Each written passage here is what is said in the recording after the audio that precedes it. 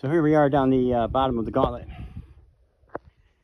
So if you look at all these rocks, super smooth. These undulations and all that would take God knows how long of pounding and sand and rock beating it to death. But what a cool rock right there. What a great spot. The water would probably be 20 feet over our head easy when it flash floods. This is such a great area. A lot of history down here, mining and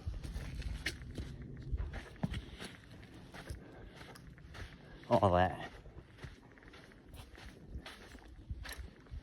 This is crazy, George. It's a beautiful area.